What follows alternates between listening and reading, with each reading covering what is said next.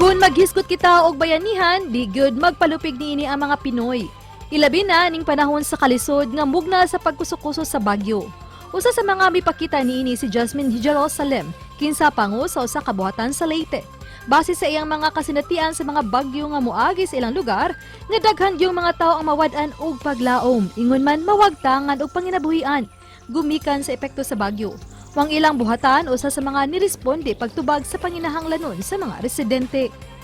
Karong buntaga, sayranta ang iyang istorya ug kasinatian. Dinhilang sa GMA Regional TV Live. Kumusta ito mga kaigsuunan sa Leyte Province, mga kapuso nga nakasinati gyud sab sa pagkusukuso ni Bagyong Odette. Makauban ta karong buntaga, Executive Director sa Leyte Center for Development Incorporated, si Ma'am Jasmine Jerusalem. Mayong buntag, Ma'am Jasmine, Ma'am Minette. First of all, Happy New Year. O mamahibong bang mag-greet nimo ato mga viewers, Ma'am. Happy New Year sa tanan natong kapuso. Ako si Minette Aguisanda Jerusalem, Executive Director sa Leyte Center for Development, LCDE. Usami ka NGO nga nagtabang sa disaster survivors sa Samar ug sa Leyte. 1988 pa kami nagsugod, so we're about 33 years na sa pag-alagad sa atong kabus sa Eastern Visayas.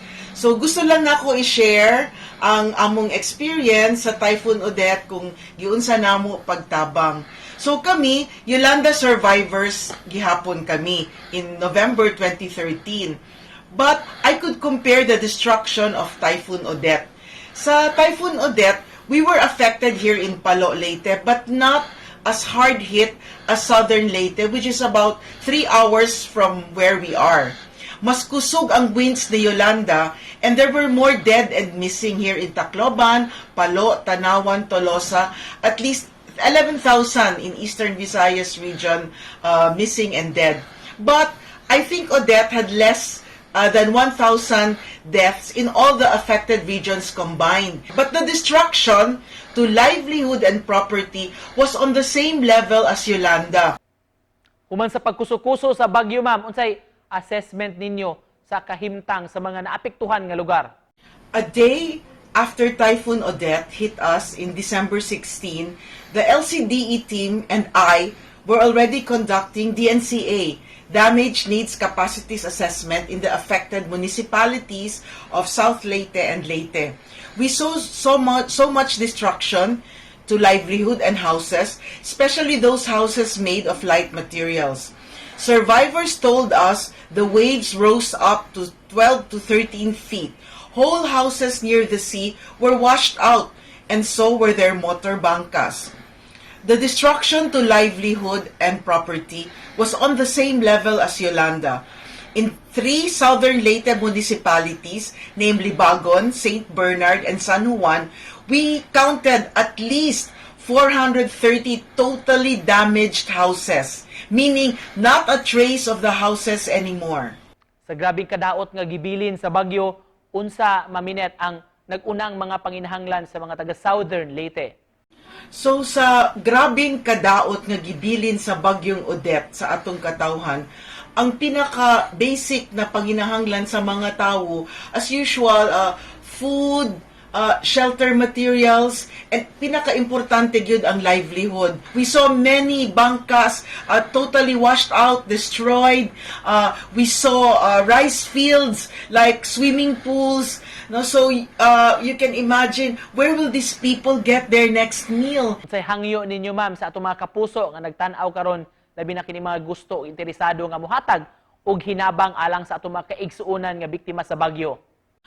Daghan pa kaayo ang inyong matabang mga kapuso in terms of food, shelter, and livelihood assistance. We suggest that you can channel your help through the GMA Kapuso Foundation. Unya kami who are working on the ground sa Leyte Center for Development, we can link up, and GMA Kapuso Foundation can channel your aid through us who work directly with the survivors in Southern Leyte. Moving forward, Ms. Minette, asa ta pwede mo improve in terms of disaster preparedness and response?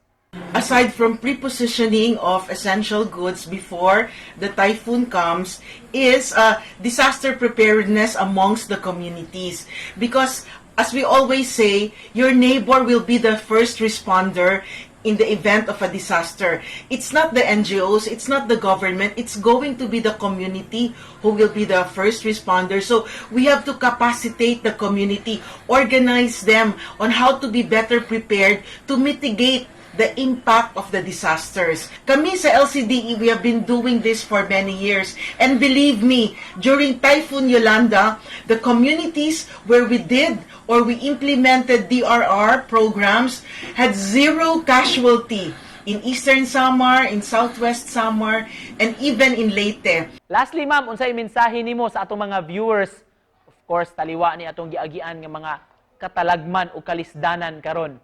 Kita, we should have a role, a social responsibility in protecting our planet. And what better way than joining civic organizations or organizations with vision and mission to preserve and save our environment, save our planet, because this is the only one we've got. Alright, daghan kay salamat, Miss Minette, sa pag-uban kanamo o pagpahatag kanamo og ideya sa unsay nahibot-hitabo na diha sa probinsya sa Leyte, o of course sa Southern Leyte. Mga kapuso, ang Executive Director sa Leyte Center for Development, Jasmine Jerusalem. Salamat!